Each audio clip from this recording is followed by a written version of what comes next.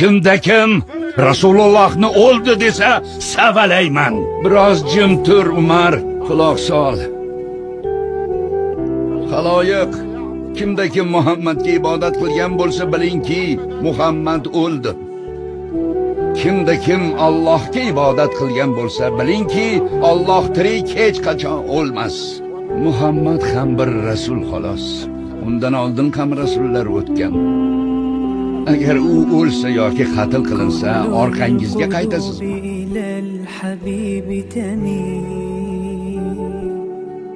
ومعي بذلك شاهد ودليل. أما الدليل إذا ذكرت محمدا فترى دموع العاشقين